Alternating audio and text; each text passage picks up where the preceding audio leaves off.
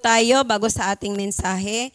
Lord, maraming salamat muli na nandito kami para makinig ng mensahe mo. And we pray, God, na hipuin mo ang puso ng bawat isa sa amin, sa mensaheng padala mo sa amin, Panginoon. Patuloy kaming nananampalataya na maging always light sa aming path na dinaraanan, Panginoon, ang mga salitang ito, O Diyos, na sa pamamagitan ng iyong lingkod ay patuloy mong ihahayag sa bawat isa sa amin. At syempre, patuloy akong humihiling ng iyong gabay at patnubay. Lord, salain mo yung mga salita na lalabas, Panginoon, sa oras na ito ng preaching sa aking mga labi na nawa talagang gabayan patubayan mo po ako sa pamamagitan ng iyong Banal na Espiritu. Maraming salamat, Ama, sa tagumpay. Ang lahat ng ito ay aming dalangin at inaangkin ang katugunan sa pangalan ng aming Panginoong Jesus. Amen. Okay. So, pasensya na kayo ngayon pa lang in advance, hingin ako ng pasensya na para akong hinahabol pag ako ay nagsalita dito kasi ayoko mag-overtime. Kaninang umaga, nag-overtime ako ng 15 minutes. Nung tanghali, na less ng 5 minutes. Okay, so dako na po tayo sa message. End of last days, ang atin pong series na pinag-uusapan ngayong month of May. At tayo po, pakiclick nga. Basahin lang natin sandali yung message. Hindi ko na po yan ipapaliwanag. Napaliwanag na ni Pastor Benji. Sabi dito, noong una nagsalita ang Diyos sa ating mga ninuno sa iba't ibang panahon at sa iba't ibang paraan sa pamamagitan ng mga propeta. Ngunit sa mga huling araw na ito, siya'y nagsalita sa atin sa pamamagitan ng kanyang anak. So ngayon, kaya yung during the time of Jesus Christ, yan po yung simula ng last days. So sa pamamagitan ng anak ay nilikha ng Diyos ang sanlibutan at siya ang piniling tagapagmana ng lahat ng bagay. So like what I said, hindi ko na po yan i-explain pa. So, dako na po tayo sa next slide pa. And ang pag-uusapan po natin ngayong hapon among the 5 topics that we are going to talk about and we talked about last time. So ngayon we are in the second Sunday. Ito po ay characteristics of people in last days. So tayo yan. Ano ba ang characteristic ng mga tao na mayroon during end of last days? Okay. Ang title po ng ating pag-uusapan, The Perilous Times. Okay. Now, basahin ko din yung mga message, ay yung mga verses kasi medyo mahaba-haba ito. Dito naman ako sa kabila. So, sabi po dito sa 2 Timothy chapter 3 verses 1 hanggang 9. So sabi sa 1, dapat mong malaman na sa mga huling araw ay darating ang panahon ng kaguluhan, sapagkat ang mga tao ay magiging maibigin sa sarili, maibigin sa salapi, palalo, mapagmataas, mapagsamantala, suwail sa magulang, walang utang na loob at lapastangan sa Diyos. Pakiclick. Dito na nga lang ako magbasa, pakisundan lang ako ha. Ayan. Sila'y magiging walang pagmamahal sa kapwa, walang habag, mapanirang puri, walang pagpipigil sa sarili, marahas, at walang pagpapahalaga sa mabuti. Sila'y magiging mga taksil, padalos-dalos, mayayabang, maibigin sa kalayawan sa halip na maibigin sa Diyos. Sila'y may anyo ng pagiging makadiyos. Ngunit hindi naman nakikita ang kapangyarihan nito sa kanilang pamumuhay. Iwasan mo ang ganyang uri ng mga tao. May ilan sa kanila na gagamit ng panlilinlang upang makapasok sa mga bahay ng mga babaeng madaling malinlang. Ang mga babaeng ito ay inuusig ng bigat ng kanilang mga pagkakasala at itinutulak sa sari-saring pagnanasa. Lahat na ay gustong matutunan ng mga babaeng ito, ngunit kailanmay hindi nila mauunawa ng katotohanan at tulad ni na Jannes. Okay, kung ano man ang pronunciation. Basta ako, huwag niyo akong pakialaman sa pronunciation ko. Jannes at Jambres na sumalungat kay Moises. Sila ay sumasalungat din sa katotohanan. Wala silang iniisip na kabutihan at hindi tunay ang kanilang pananampalataya. Ngunit magpapatuloy ang kanilang kasamaan sapagkat makikita ng lahat ang kanilang kahangalan gaya ng nangyari kina Jannes at Jambres. Ayan na naman. Sige po, introduction po tayo. Ayan. So sabi po dito sa ating introduction, ang gagamitin ko pong verse ay yung nasa 2 Timothy, yung unang-una kong binasa kanina sa English, sabi dito, but know this, that in the last days, perilous times will come. When we say perilous, it means mga delikadong panahon. Okay? Sabi dito, the word translated perilous has the idea of troubles, mga kaguluhan, difficulty, mga kahirapan, and stressful situations, yung mga nakakabahala na mga sitwasyon. So this sort of atmosphere will mark the last days. Ito daw, yung mga katangian ng mga tao na magiging tanda na tayo ay nasa end of last days na. Okay? Ang mga katangian po mga kapatid na inilarawan ni Apostol Pablo, kasi bakit ko sinasabing si Apostol Pablo, yung verses na binasa natin, ang sumulat po dyan ay si Apostol Pablo. So hindi siya patungkol sa masamang panahon, ito yung tinalakay natin nung nakaraan with Pastor Benji, yung kalagayan sa ating kapaligiran, yung mga nagaganap. Kundi daw, ito ay hindi tungkol doon, kung hindi syempre patungkol sa masasamang tao. So dapat nating pansinin kung ano ang panganib ng panahong ito sa obserbasyon ni Apostol Pablo. Okay, hindi digmaan, hindi tagutom o sakit, o alinman sa iba pang mga kapahamakan o sakit na dumarating sa katawan, kundi ang masasama at masasamang paraan ng mga tao. Sabi ni Apostol Pablo, yun daw ang mas mapanganib. Hindi daw yung digmaan, hindi daw yung mga kaguluhan, hindi daw yung mga karamdaman na dumarating sa ating katawan. Bakit kaya? Yun bang mga kaguluhan, yun bang mga digmaan? Natatakot ba tayo? Ay paano yan? Paano kung magkaroon na ng mga digmaan? Halimbawa, paano kung dinigma ang Pilipinas? Hindi naman in Jesus' name. Diba? Pero, matatakot ka ba? Siyempre, matatakot tayo, diba? Or may mga kalamidad. Kasi yung kalamidad, hindi mo kayang pigilin. Matatakot tayo. Pero bakit sinabi dito ni Apostol Pablo na mas dapat nating katakutan yung nagiging kalagayan ng mga tao? Francis, sa palagay mo, bakit kaya? Bakit parang sinasabi dito na mas katakutan mo yung nagiging kalagayan ng mga tao ngayon sa mga pag-uugali na meron? Sige nga.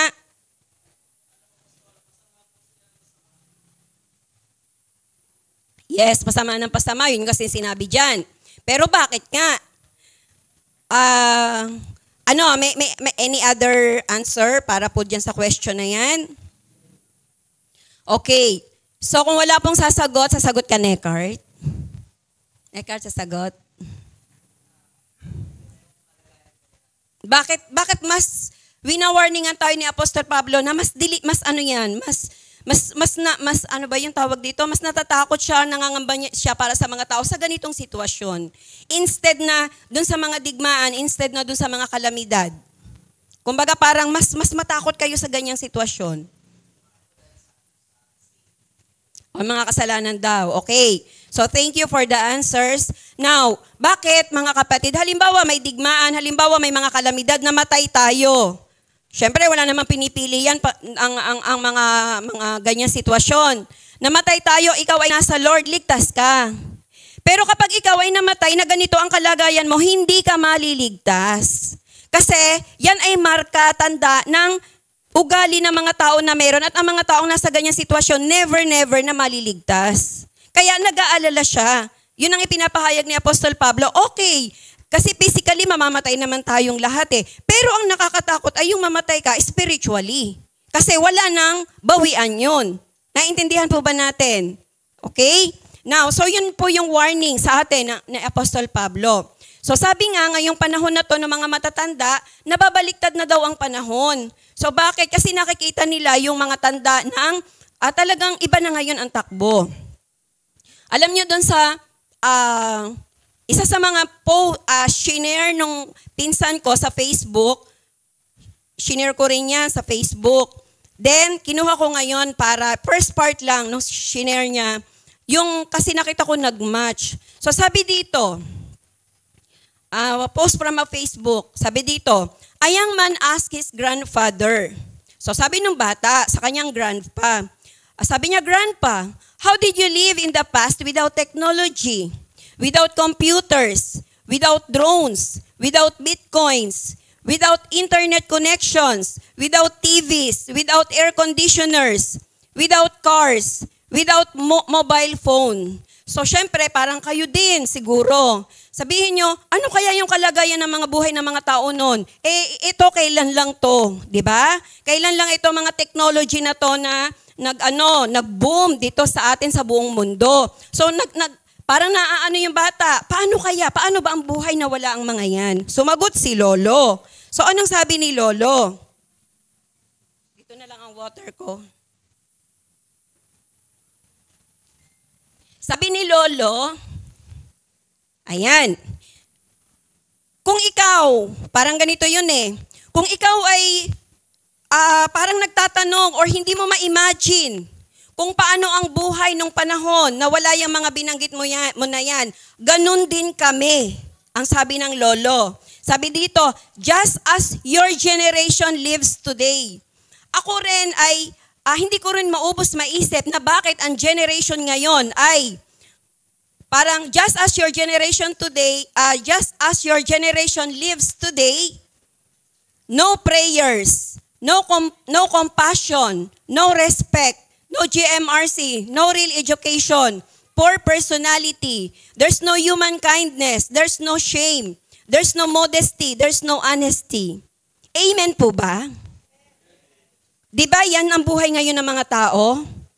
So kung yung bata, hindi niya ma-imagine, wala yung mga technology ng nakaraan, si Lolo hindi rin niya ma-imagine, bakit naman itong mga ganito, wala naman ngayon. Yes, rich kayo sa technology ngayon, pero poor naman kayo sa ganito, sa character. Naintindihan po ba natin?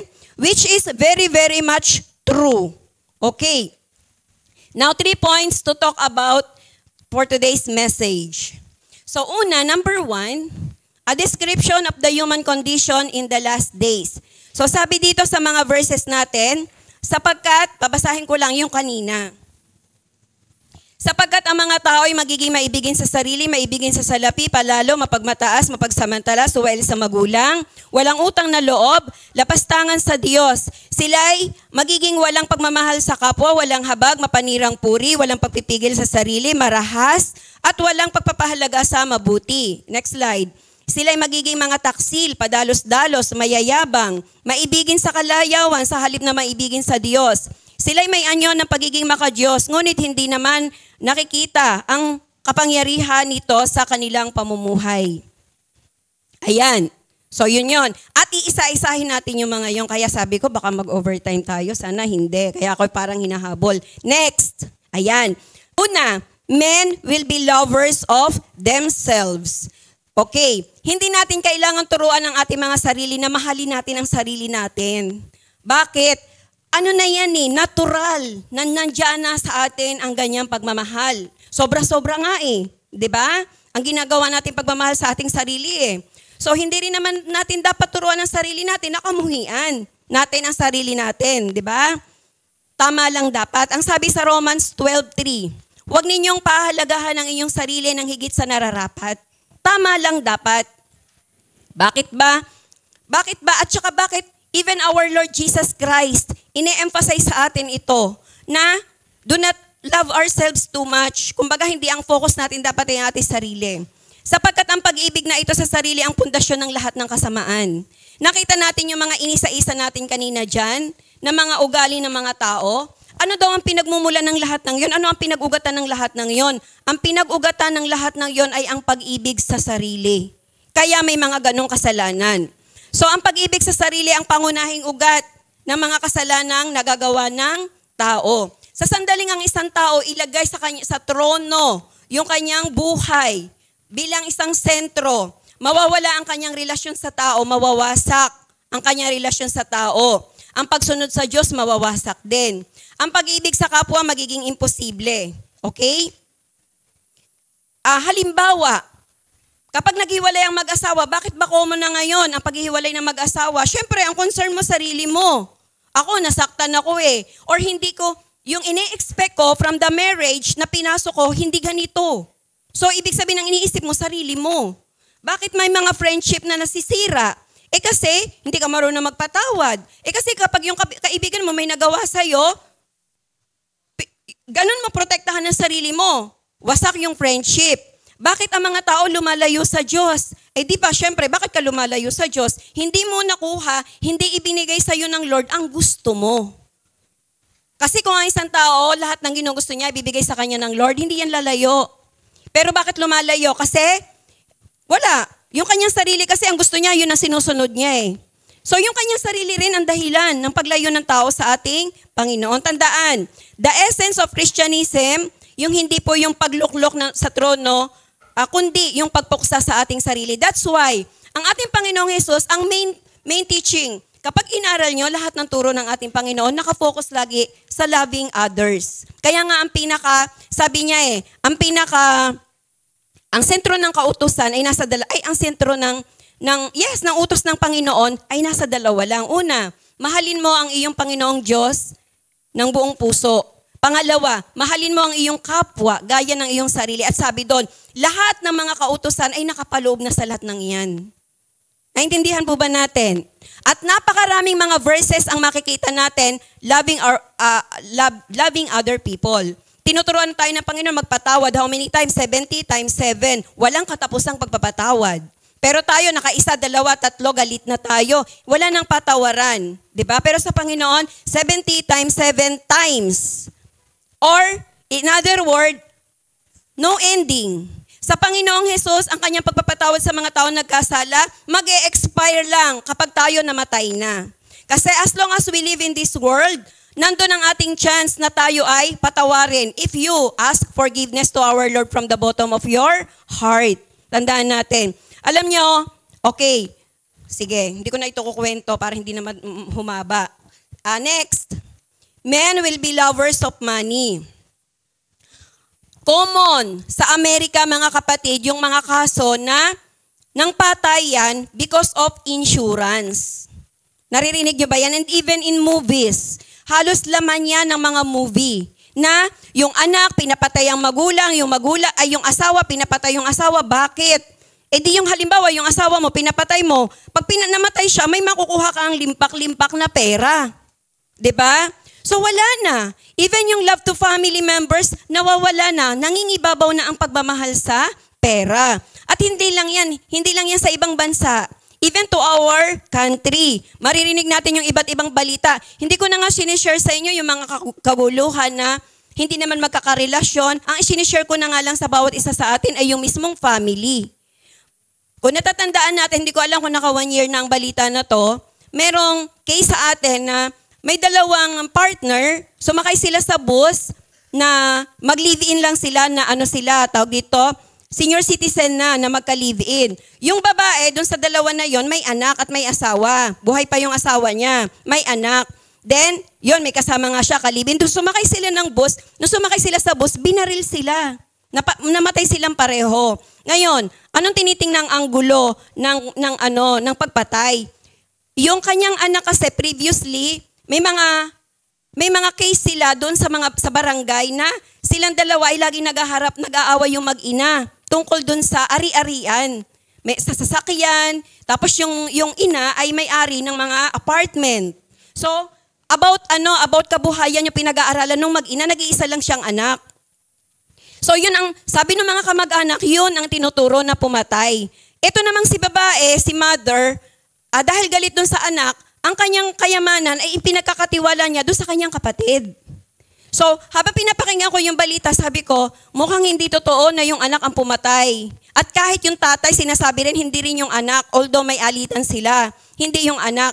Sabi ko sa tingin ko, para sa akin, syempre tayo, pag tayo nakikinig, parang tinitingnan natin both sides, pero hindi ko alam syempre kung anong totoo.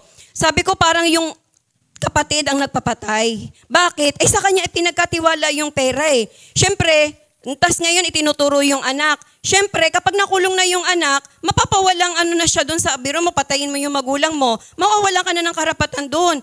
Tapos doon pa ipinagkatiwala sa kapatid yung kayamanan. So, mapupunta yun doon sa kanyang kapatid. Pero whatever, kay nanay yan, kung kay yung kapatid o yung anak, parehong blood related. Kapatid at anak. Whoever man yung naging salarin. So yan ang ugat ng pagmamahal sa pera. Next. Men will be boasters, proud, and blasphemers. So today, boasting or yung pagyayabang, pride o yung pagmamalaki, and blasphemy or yung kalapastanganan are apparent everywhere, especially among the celebrities. Nako tayo, ang mga ina-idolize karamihan, mga celebrity ng mga kabataan lalo na. So, that our culture idolizes, sabi dito. Many people today become wealthy by calculated boasting, pride, and blasphemy. Okay. Alam nyo, sa Facebook, isa sa Facebook friend ko, nag-share siya ng post ni Vice Ganda. Ang nakalagay doon sa post ni Vice Ganda, sabi niya doon, pansin nyo, kung sino yung mabubuting tao, sila yung maraming kaaway. Kung sino yung plastic na mga tao, sila yung maraming kaibigan. Anong mensahe? Ay di magpaka-plastic ka na lang. 'Di ba? So, sino to? Si Vice Ganda. Matindi ang impluwensya niyan. Sabi ko nga si Pia, favorite kasi niya yung Family Feud. So minsan, nung napanood namin yung Family Feud na ang naglaro ay mga host ng, ano ba yung It's Showtime. Di ba? Yung It's Showtime. So magkalaban, yung pare-parehong mga host, yung unang side, si Vice Ganda ang leader, yung kabilang side, I think si Ann Curtis yata yon na ang ano. Then, alam nyo ba, sabi namin, napansin namin ni Pastor Benji, as they play, alam nyo ba, parang, itong kabila, opponent nila, yung opponent ni Vice Ganda, parang takot na takot lagi na masagasaan nila si Vice Ganda dun sa isasagot nila. Parang very careful. Hindi pa nila ibibigay ang sagot nila. Nagsusuri na agad sila. So parang ano yung point? Parang dinidiyos na nila si Vice Ganda. Ayaw nilang masaktan, ayaw nilang ganito, ganyan. Yes, si Vice Ganda ay masyadong inaano rin kahit kapwa artista niya kasi marami siyang natutulungan. Di ba yung kaso nga ni Bong Navarro, sabi niyo, pastor, updated sa showbiz eh. Hindi naman, naging trending lang ng mga balita. Okay? So, kaya naabsuelto si Bong Navarro doon sa kanyang, malaking part ng tulong galing kay Vice Ganda. And then marami siya mga artista na tinutulungan na, halimbawa, tinutulungan paano mag-business kasi gusto niyang maging successful, ayaw niyang bumalik doon sa kahirapan. So, kaya, ganyan siya, ganyan ang tingin niya sa kanyang sarili. That's why, very true ang sinabi ng Bible. Ang tao hindi maliligtas sa pamamagitan ng mabubuting gawa. Bakit? Si Vice Ganda, ang daming magandang ginawa, ang daming tulong. Pero tingnan mo, nagka-campaign against yung values na itinuturo sa atin ng Lord. So very important evident na dapat nating makita na talagang totoo ang Bible. Hindi sa mabubuting gawa maliligtas ang tao. Tayo ay maliligtas sa pamamagitan ng pananampalataya. And then kapag tayo sumampalataya sa ating Panginoon, kasunod na doon ang pagbabago ng buhay natin. Kung tayo ay talagang sumampalataya, may kasunod na pagbabago ang buhay. Amen po ba? Okay, so tandaan po natin yan mga kapatid. Now, next naman. Men will be disobedient to parents. Okay, about this naman, pakiclick. Sinong familiar dito? Sa Netflix yan. Sino nakapanood sa Netflix nung documentary na ang title ay What Jennifer Did? May nakapanood ba? So, kailan lang yan? Mga 1 month yata yan na nasa top 10 sa Netflix dito sa ating bansa. So, ano ba yung istorya ni Jennifer ng kanyang family? So, si Jennifer, yung kabataan, at ito ang kanyang mga magulang. Si ano ba yung tawag dito? Han Pan, yung tatay, at Big Pan, yung nanay. Okay. So, ang simula kasi nung documentary sa Netflix, yung piniplay, yung tawag ni Jennifer dun sa 911. Humihingi siya ng saklolo na sila ay pinasok ng mga armadong lalaki. Tapos yung kanyang mother binaril. Okay, yung tatay niya binaril din. Yung mother niya namatay. Yung tatay niya na coma. Then, syempre dahil si Jennifer, ginapos naman yung mga kamay dun sa taas ng bahay. So yun ang unang flow ng investigation. And then, habang inaano yung kaso, iniimbestigahan yung kaso, nung una wala silang makuhang lead. Nung interviewin nila si Jennifer, wala silang makuhang lead kung anong nangyari. And then according doon, nagtanong sila sa mga kapitbahay. Saan ba ito nangyari? Ito ay nangyari sa Macon, Ontario, Canada. Sabi doon, ang description ng place ay very safe place. low crime rate, as in zero, almost zero crime rate. Wala, napakatahimik na community. And then nagtanong yung mga investigador doon sa mga kapitbahay about the Pan family. Sabi ng mga kapitbahay na tinanong, they are hardworking. They have with modest lifestyle. They are hospitable. They are generous, humble, loving friends. Ang gaganda ng comment ng kanilang mga kapitbahay. So nagtataka sila, bakit may ganoon na krimen na nangyari doon sa pamilya Pan? Okay. And then, pangalawa, so, nung pangalawa, in-interview ulit nila si Jennifer. So, doon sa pangalawang interview, lumabas doon na meron siyang boyfriend na ang pangalan ay Danny Wong na drug addict. Now, pero that time, yung Danny Wong, in-interview din, hindi na sila ang magkarelasyon. Si Danny Wong ay meron ng ibang girlfriend.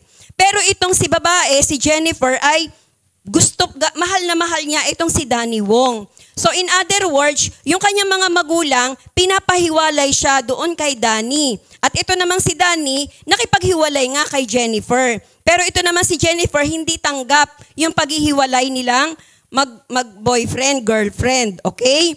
Then, based doon sa investigation kung paano ba sila sa family, yung mga magulang ni Jennifer, talagang lahat ginagawa ng mga magulang para maging maganda ang buhay ni Jennifer.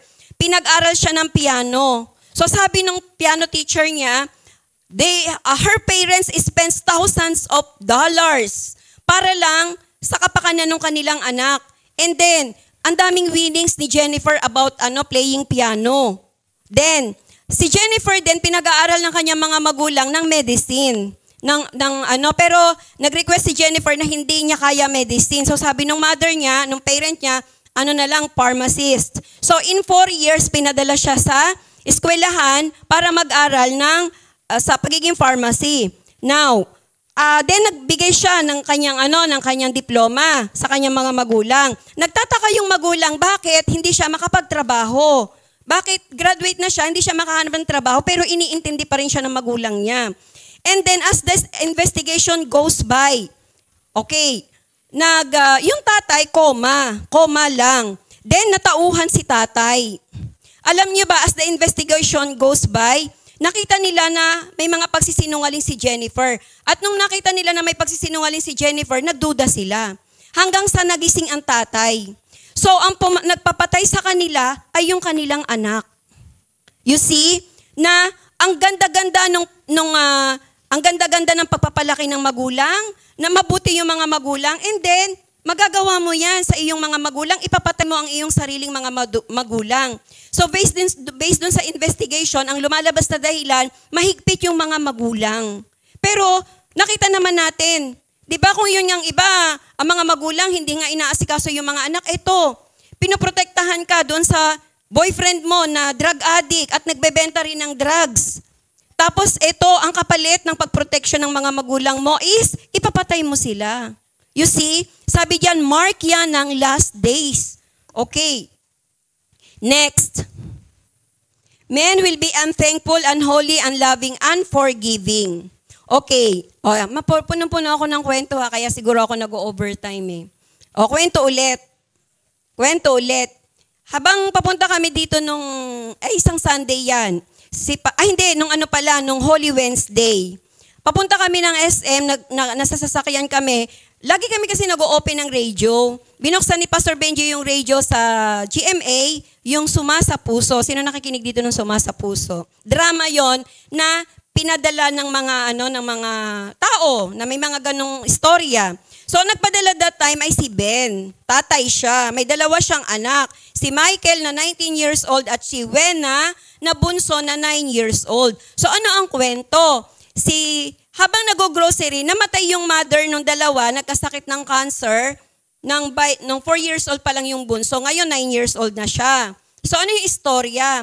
So, si tatay, habang nag-grocery, biglang tumunog ang cellphone at sinabi ng kanyang kapatid, umuwi, pumunta sa hospital. So, bakit? Yung kasing kanyang anak na iniwan naman niya sa bahay, alam niya, nasa bahay.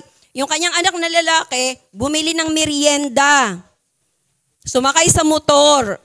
At yung kanyang anak na bunso, sumama kay kuya. And then, bibili lang ng merienda At hindi alam ni tatay, naaalis ng bahay, napupunta na bibili ng merienda. Then, yun, namatay yung anak niya na bunso. So, yung bunso niyang anak, ang favorite niya. Malambing, based dun sa kwento, malambing yung anak, at hindi niya masyadong favorite yung si Michael. Siyempre, hindi naman siya masamang dad. Kasi nagkataon lang na malambing yung anak niya. So, itong pangyayari na yan, naging cause para kamuhian ni Ben ang kanyang panganay na anak, na almost every morning, kapag gigising yung bata, ipinapamukha sa kanya na ikaw yung pumatay sa kapatid mo, ikaw ang may kasalanan. Nagmamakaawa na si Michael na, sabi niya, ako rin namatayan, kapatid ko yung namatay, hindi ko yan sinasadya. Sabi niyang ganon. Hanggang sa yun, kahit sino magpayo sa kanya, hanggang sa dumating ang point na nagalit na rin si Michael sa papa niya kasi inaalagaan siya, inaasikaso siya, binibigyan siya ng pagkain. Pero tinatanggihan yung mga ginagawa ni Michael. Hanggang sa sumama na rin ang loob ni Michael, hindi pala, yung una, pinahinto na siya sa pag-aaral.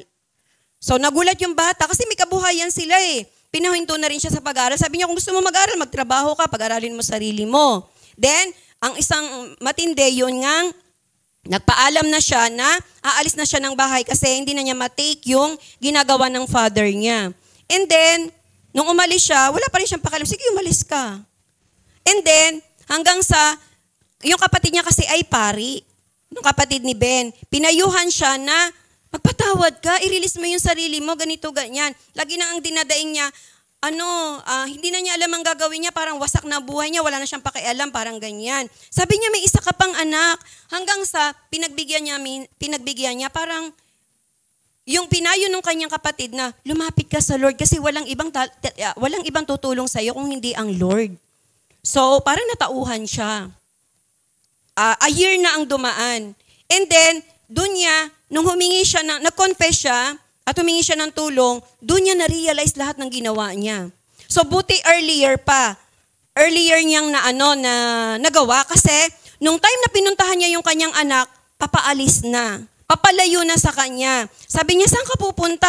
Sabi niya, magpapakalayo-layo na ako, yung hindi mo makikita, yung hindi mo mababalitaan kahit kailan. Kung ano nang nangyari sa akin. So, di ba? Pero ang point, mga kapatid, kapag ang tao talaga walang Diyos, talagang ang buhay ay puno ng galit. Wala tayong pakialam. Sarili lang. Iniisip lang natin yung ating sariling puso, sariling damdamin. Diba? Okay, next. Men will be slanders. Okay, now, mapanirang puri. So today in media, in politics, slander has been elevated to both business and big money. In politics, candidates routinely and knowingly distort their opponents' positions just to make their competition look bad.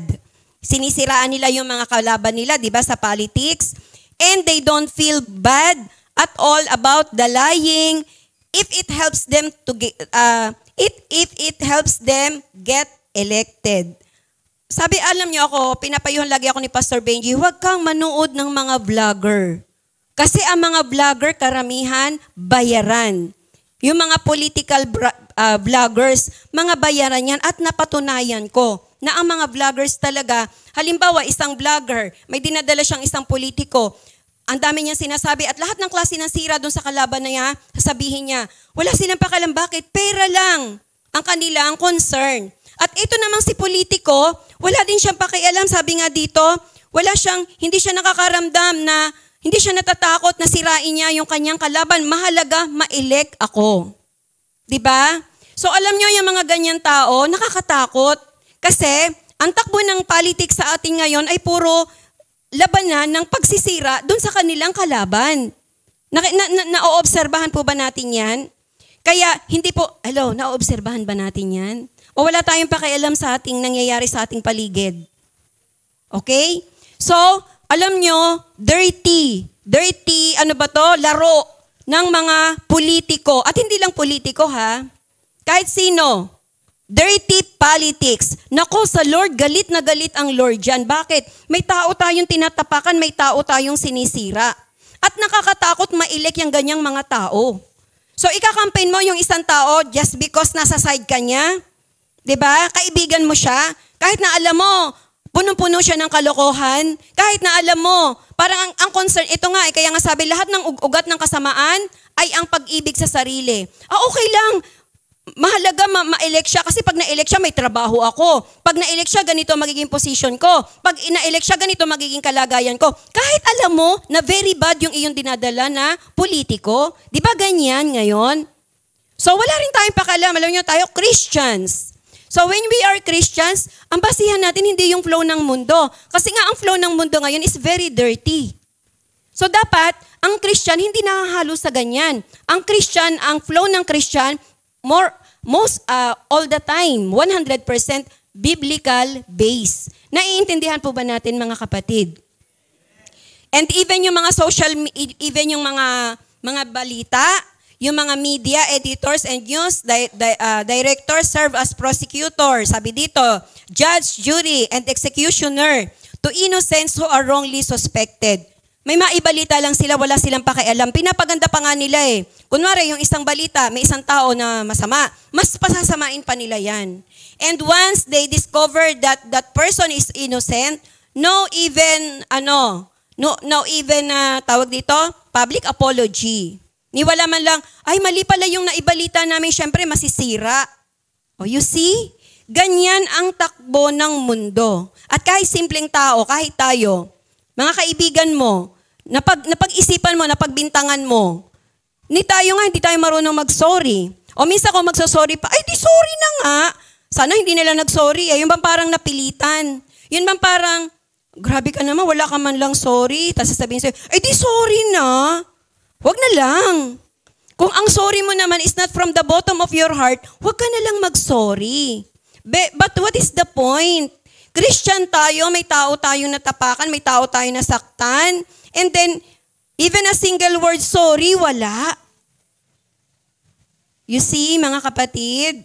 So, I hope na nare-realize natin ang mga ganyang bagay. Next. Men will be without self-control. So saan ba walang self-control ang mga tao? So kawalan ng self-control sa sex, sa drugs, sa alcohol, sa food, sa work. Halos lahat na. Sa pagsasalita, sa mga joke na wala sa lugar. Kunwari parang magtawanan lang, maging masaya lang ang grupo. Magjo-joke. Gagamitin yung isa para sa joke. Tawanan ang lahat, masaya ang lahat. Pero paano naman yung taong ginamit mo sa joke mo? Naintindihan po ba natin, mga kapatid? Oy, mga kabataan, nakita ko yung ibang umingiti-ngiti. Ano to, hindi tayo laro. So, sabi nga ni Pastor Benji, pag ikaw nag-preach, masyado ka seryoso. Yes, kasi word of God yan. Diba? We are here para maturuan ng mga tao. We are not here to entertain people. We are here para tayo ay dito ay puso ang ating tinatamaan. Gusto nating matamaan. Naintindihan po ba natin? So ayan, yung mga ganyang bagay, yung mga pagbibintang na katulad ng sinabi ko kanina. So even sa work, parang trabaho lang ng trabaho, even yung relationship sa family, hindi na maayos. Wala nang ginawa kundi magtrabaho. Bakit? Self na naman. May gusto akong ma-attain may gusto akong ma-receive, may gusto akong mabili. Even sa food, nakipila na ba kayo kay Diwata? Sabi namin ni Pastor Benji, naku, yung ino-offer na pagkain ni Diwata, pampaikli ng buhay yan. 'Di ba? Kasi how many init na yon, how many times na yung mga pinagpakuluan ng mantika noon, 'di ba? And then yung mga yan, mga baboy, 'di ba? Yan, mga manok, mga karne. Sa ating inaaral sa eskwelahan, 'di ba, may pyramid doon, pinapakita doon yung balanced diet. Nasaan? Doon sa pinakamaliit, sa taas nandiyan yung mga karne. Alin yung malalaki sa baba na portion? Yun yung mga prutas, yun yung mga gulay. Pero tayo, anong kinakain natin? Yung iba, hate ang gulay. Pero yan ang binigay ng Lord. Tapos kung kumain ng mga pagkain na hindi advisable, siya pa yung marami. And then, pag nagkasakit na, kung sino-sinong sisisihin, pati si Lord, sinisisi. Naintindihan po ba natin? Pag nakakaramdam na ng sakit, next. Men will be brutal. Okay. Meron ba nakarinig sa inyo ng balita? Kailan lang? Wala pang 2 weeks yata to. Yung may rider, natumba siya. Then, tinulungan siya ng nurse para makatayo. Then, nung tumayo na yung rider, pinapaandar niya yung motor niya, hindi niya mapaandar.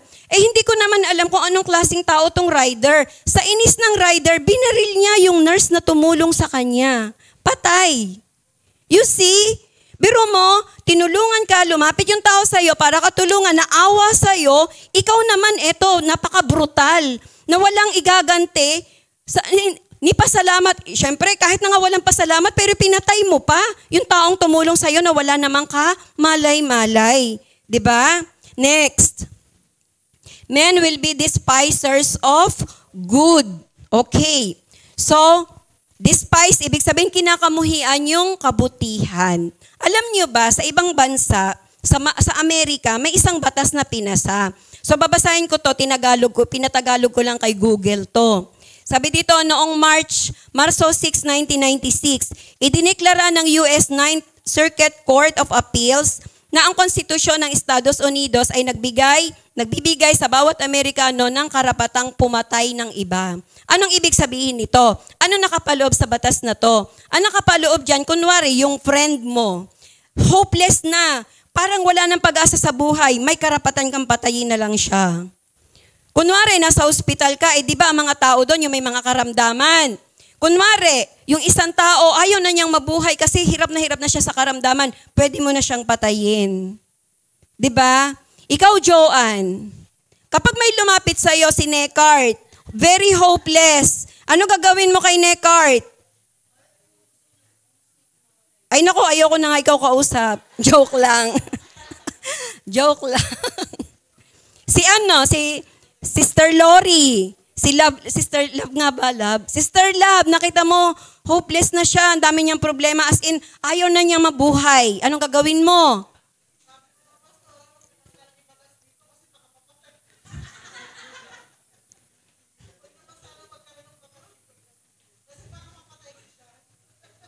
Pero kung may batas dito, gagawin mo?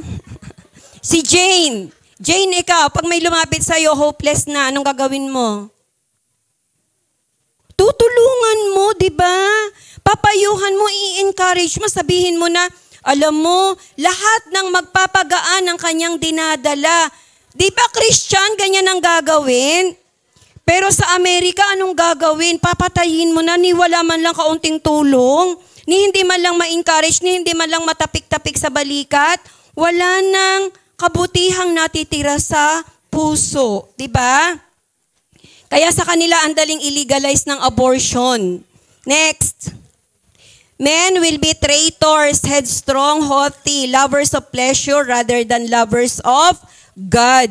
Okay. So the characteristic are all about wanting self na naman, mga kapatid. Pagdating sa headstrong or matigas ang ulo, alam niyo ako, kaming dalawa ni Judy Ann nga ba? Tama ba ako? Pareho kaming teacher sino pa mga teacher natin dyan? Teacher. Alam niyo ba, isa sa DepEd Dambayan, isa sa mga karaniwan na inihihinga ng mga teacher ay ang klase ng pag-uugali ng mga bata ngayon. Ng mga kabataan. Matitigas ang ulo. Suwail. Alam niyo, ang mga teacher ay pangalawang magulang. Maraming mga magulang ang mga anak hindi na naaasikaso sa bahay, busy. Para hindi maabala si nanay, susubuan ng cellphone ng bata. Instead na turuan, di ba? Ganyan ang ginagawa. Ito namang si teacher, dalawa karga. Yung turuan ng bata about education, ang pagbabasa, kung ano-ano, pero pati yung sa karakter ng bata, kami pa rin ang humuhubog ng mga guro. Ito ang masakit. Sina bata, wala man lang utang na loob. Anong utang na loob? Hindi namin sabihin na magpasalamat kayo. Hindi yung magpasalamat kayo. Takbuhan dito, takbuhan doon. Nabangga na si teacher, ni sorry, wala.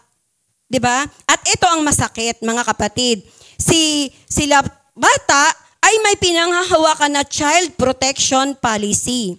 Once na si teacher ay may nagawa na sabi or agad-agad ito ang daladala kay DepEd, magsusumbong ng kung ano-anong mga sumbong. Yes, ako bilang teacher. Aminado na umiinit din ang ulo natin, di ba? Lalo na kung hindi sumusunod si bata. Lalo na kung kahit anong salita mo, walang ginagawa. Pero ito, ang mga magulang ay ang mga bata ngayon, yan ang weapon. Ayaw mapapatayo ang bata, ayaw mauutusan ang bata, ayaw na gagawin ganito ang bata. So anong nangyayari? Wala nang manners ngayon ang mga bata. Ang dala-dala nila, ang weapon nila, child protection policy. Yan lagi ang ipapangalandakan nila sa mga guro. Kaya itong mga principal namin, alam nyo, sabi ng principal namin, mag-ingat kayo sa ating mga estudyante. You see, mag-ingat na, nakakatakot na ngayon ang mga estudyante. Bakit? Biro mo, ang dami na ng mga teacher na pinirahan. Halimbawa, sabi ko naman sa inyo, yes, hindi naman kami perfect. Kaya ba namin all the time pigilin ang sarili? Siguro makakapagsalita ka talaga minsan ng hindi maganda. Alam niyo ba, nung last year, sa guidance namin, binalaan kami ng guidance counselor namin, kinuwento niya sa amin yung isang magulang. Alam mo, itong isang magulang na to, walang ginawa kundi abangan kung may gagawing hindi maganda ang teacher. And then, para siya, may weapon, para siya makapagsumbong. And then, anong gagawin? Peperahan niya yung teacher. Bakit napeperahan si teacher? Katulad nga ng sinabi ko, syempre nagkakamali kami. Once na si teacher, alam niya na guilty siya. Eh di syempre, magbabayad na lang siya. Kaysa humantong pa.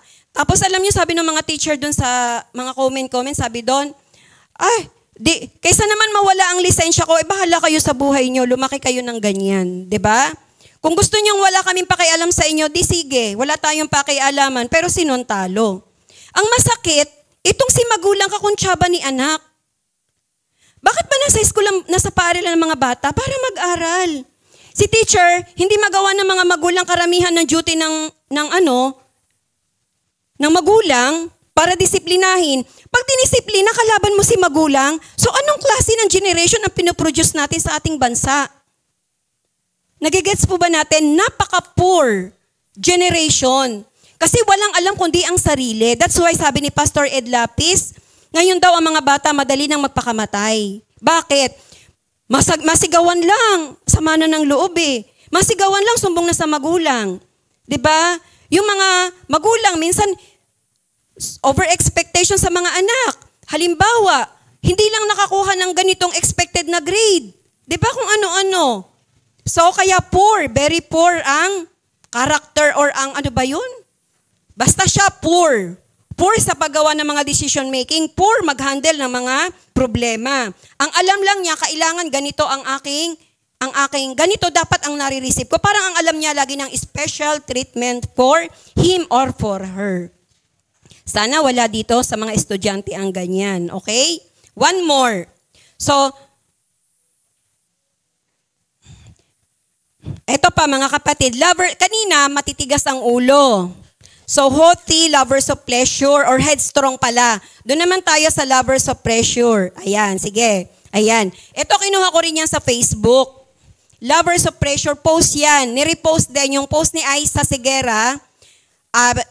Nirepost din ng one of my Facebook friend. At nakita ko.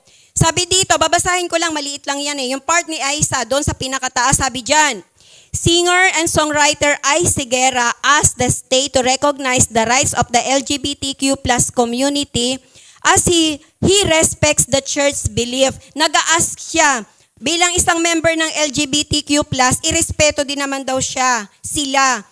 Inirespeto din daw naman niya ang belief ng church. Sabi niya ganon. Then dun sa quote niya, sa baba, dun sa katapat niya, sabi dyan, hindi naman po kami dito, yung kanyang partner na si Lisa Dinio, hindi naman po kami kailangang makasal sa church because we respect their belief. Ibig sabihin, hindi naman kasi sila ikakasal sa church kasi pareho silang babae. 'Di ba? So hindi na daw niya hinihiling yun. Nire-respeto daw niya yung belief ng church. Pero, sabi niya, but I think it's also important for the state to recognize the rights.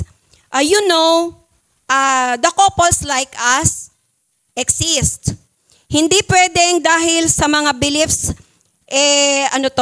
isang tabi nyo ang karapatan din ng marami sa atin.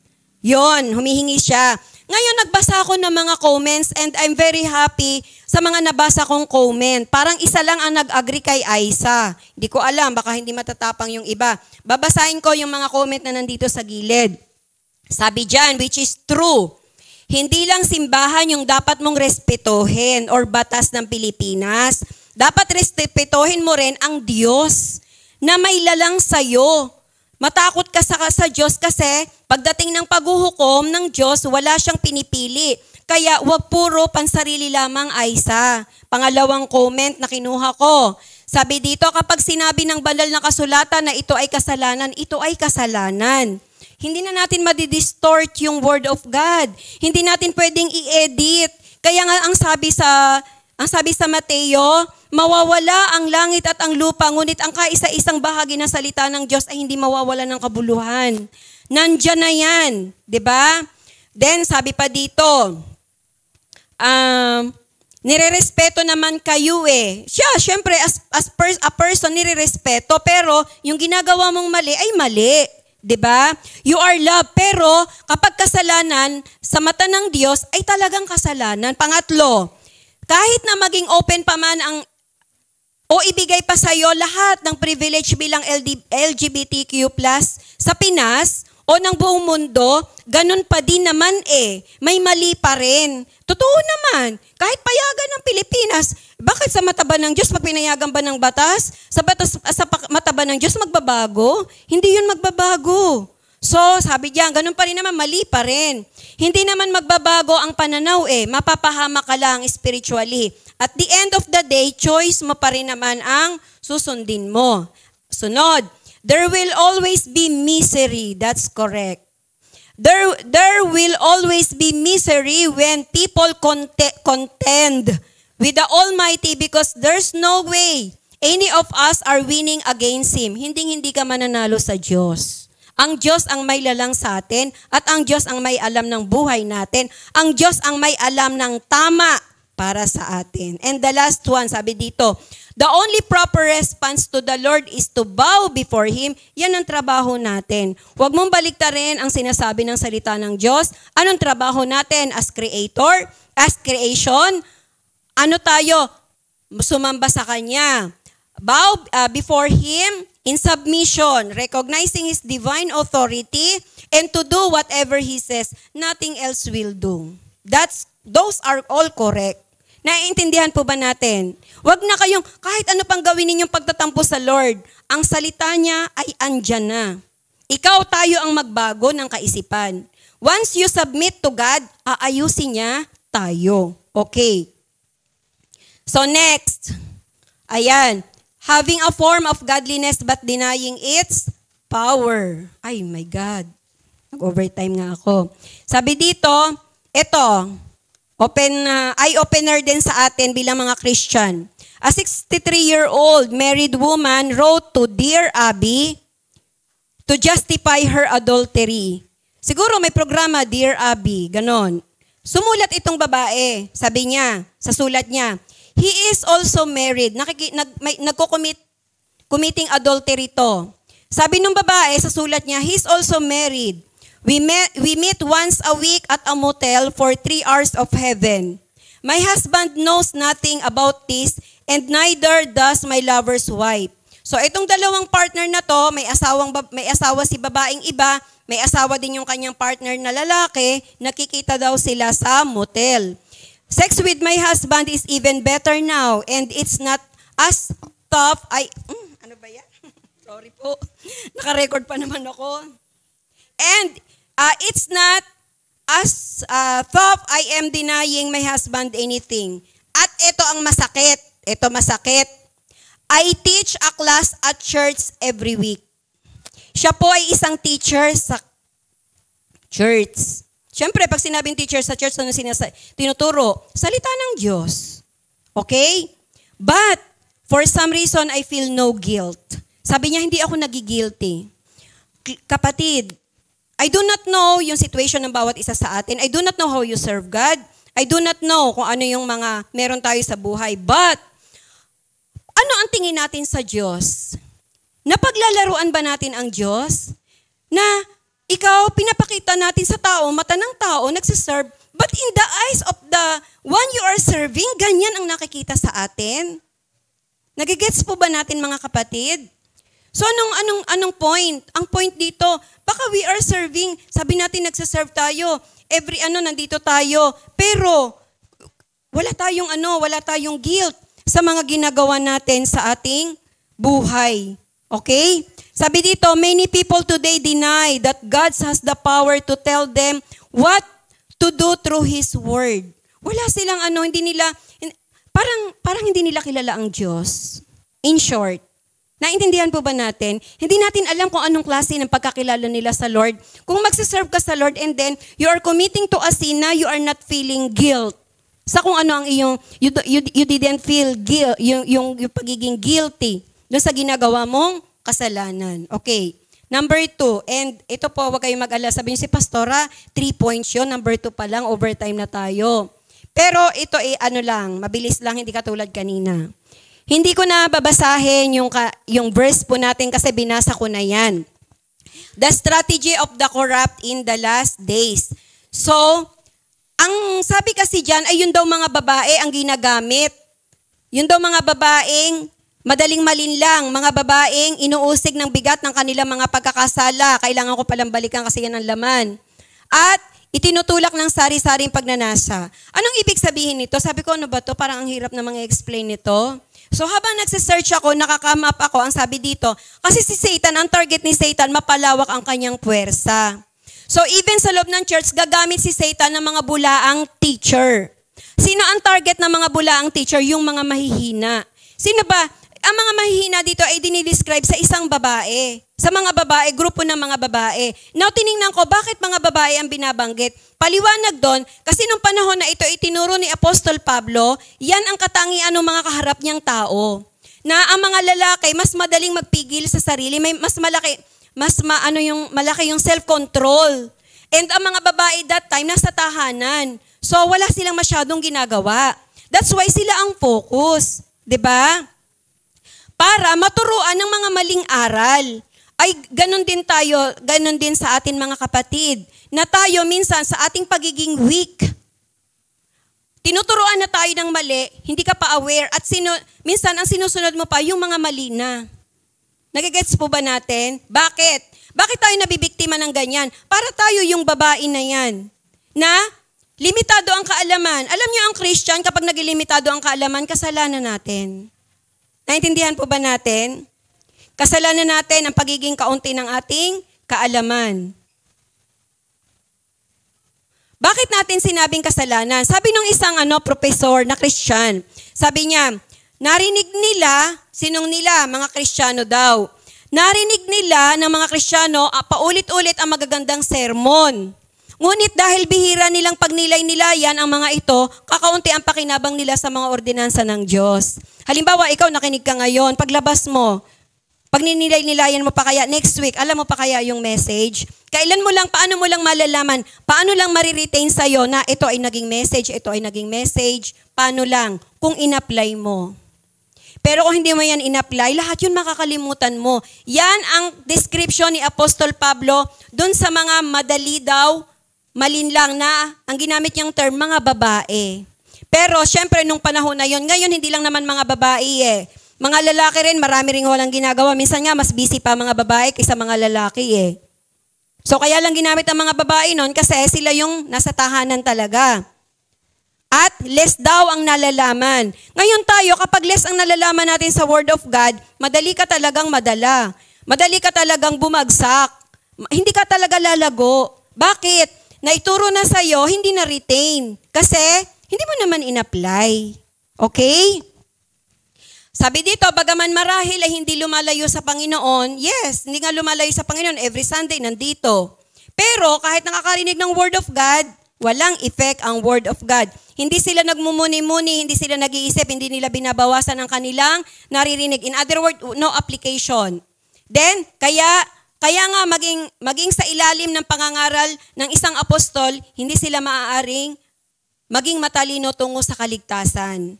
So, ito ang, sabi dito, ito ang kamangmangan na binibigyan ng emphasis ni Apostol Pablo. Alam ang salita ng Diyos, pero hanggang alam lang. There's no application. At sabi dito, hindi yan hahantong sa kaligtasan. Baka akala po natin, umupo tayo dyan, ay thank you Lord sa message. Yes, nakarinig tayo, but magti-take effect lang yun sa buhay natin once na in-apply natin. Kahit narinig mo yan, kung walang application, no effect yan sa buhay natin. Naiintindihan po ba natin? So ang result, poor daw ang ating mind. Mahina tayo, wala tayong kaalaman patungkol sa salita ng Diyos. Kasi pinaringgan tayo, wala naman tayong ginawa sa narinig natin. Wala naman naging effect sa narinig natin. Number 3. Wag ko nang basahin niya, number 3 na tayo. Ayan, an example of this sort of corrupt human condition. So ito yung si Jannes at Jambres. Sino ba yung mga yan? So binanggit po dyan, alam nyo, itong dalawa na to, dun sa panahon po ni Moses, nung siya ay nandoon sa harap ng Paraon para hikayatin yung Paraon na payagan na yung mga Israelita na makalabas na, ay nagpakita ng mga himala, patunay na siya ay inutusan ng Panginoon. So ang mga himalang ginagawa ni Moses ay galing sa kapangyarihan ng Diyos. Ang ginawa ng Paraon, tinapatan ang mga himalang ginagawa ni Moses. May dalawa, yun, si Jannes, si Jambres ang ginamit. So noong nagbaba si Moses ng tungkod, naging ahas, itong dalawang to, nagbaba rin ng tungkod, naging ahas din. Noong ginawa ni Moses na dugo ang tubig, ginawa rin ng dalawa na dugo ang tubig. Noong nagpalabas ng salot ng palaka, nagpalabas din sila ng salot ng palaka. Pero at the end, mga kapatid, mas mangingibabaw pa rin ang Panginoon. Okay. So ang kakayanang gumawa ng mga himala sa pamamagitan ng kapangyarihan ng kadiliman at pagtanggap sa mga ito bilang totoo ay magiging katangian ng huling panahon. Alam nyo ba, ganyan din ang ginagawang pandaraya sa atin. Yung mga yan ay sample. Kunwari, ang mga tao na very close sa Lord, mataas ang kanilang pananampalataya, ay madaling makasense. Minsan, kung sino yung mga tao na nagtuturo, remember, ang pinag-uusapan natin dito ay kasama natin sa loob ng church. Naintindihan po ba natin? Mga taong, sabi nila ay Christian. Mga taong kapag nagturo, ang dami ng followers. Tapos ito namang alam niya, yung relationship niya sa Lord, nakakasense yan. Bakit ganun? Alam ko yung taong to ganito, pero mas maraming naniniwala sa kanya. Bakit? Kasi nga, sabi sa huling panahon, gagamit. Ibig sabihin, tatapatan nila yung ginagawa ng mga Christian, gagawin ko rin at minsan hihigitan pa nila. So nadadaya. The poor Christians nagiging nadidisib na lang palagi. Ngayon, pag tayo naging poor Christian, kasalanan natin. Naintindihan po ba natin? Kasi nga sabi natin, pinapakinggan natin ang salita ng Diyos, wala namang ina-apply. So poor Christian tayo. Para bang binigyan ka ng healthy na pagkain, pero hindi mo naman kinain.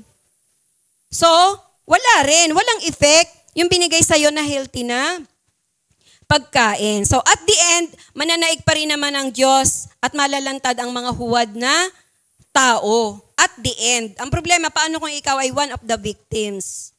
Naintindihan po ba natin? So, ang sabi ng ating Panginoong Jesus, dapat marunong tayong bumasa ng panahon. Kung ang makulimlim ang panahon, uulan na. Ngayon, mga kapatid, tayo naman sa part natin, marunong din tayong magbasa. By the way, sa ating conclusion, ayan. Sige, conclusion na.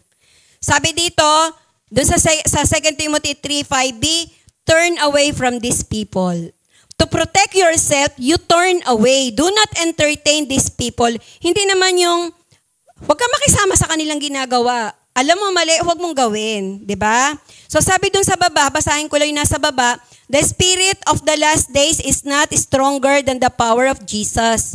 The glorious truth is that we don't have to be bound by the spirit of our times. Hindi daw tayo dapat matatali sa mga espiritong naglipa na ngayon sa ating kapanahunan na katulad ng binanggit natin. Okay? Yun nga sinasabi ko kanina, dapat marunong tayong bumasa ng panahon. We don't have to be slaves to self and have our universe revolve around something as puny as ourselves. There is hope, triumphant hope in Jesus.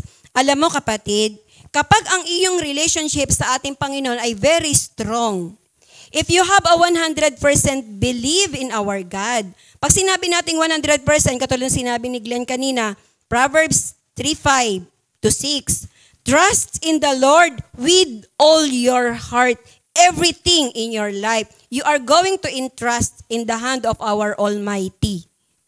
once na ginawa mo yan, 100% ang balik na igagawin sa iyo ng Panginoon.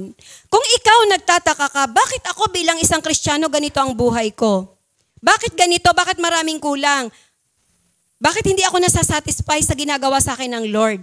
Baka ganun din ang ginawa mo sa Lord. Hindi rin siya nasasatisfy sa trust na ibinigay mo sa Kanya. Once you trust our God 100%, 100% din ang protection na gagawin niya sa iyo. Naiintindihan po ba natin mga kapatid? So huwag tayong magtaka na ganito ang panahon ngayon kasi sign of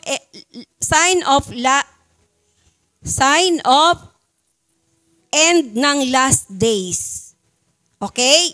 Mangyayari talaga yan. Mangyayari. Ang mahalaga, kung mangyari man yan, hindi takot ang mangingibabaw sa iyo. Bagkus, lalo pang pagkapit at pagtitiwala sa Panginoon na whatever will happen, maglilingkod ako sa Panginoon hanggang dulo. Naintindihan po ba natin? Sige, tayo po tayo mga lahat. Let's pray. Ano ba yan? Marami pa tayong gamo-gamo. Parang may mga gamo-gamo sa akin. May lumilipad talaga dito. Ang galing pa namang gumapang ng mga yan. Okay, sige, let's pray po. Lord, maraming salamat, Panginoon, sa message na binigay mo po sa amin.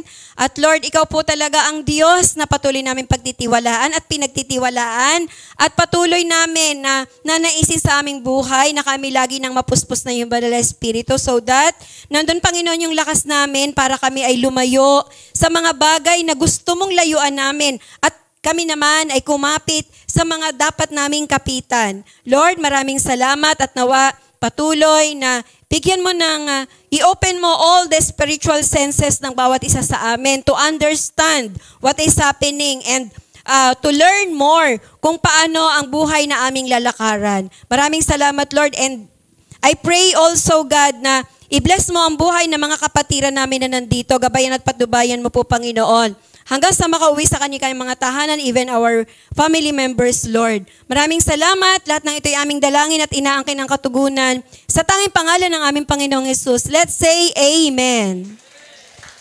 God bless po.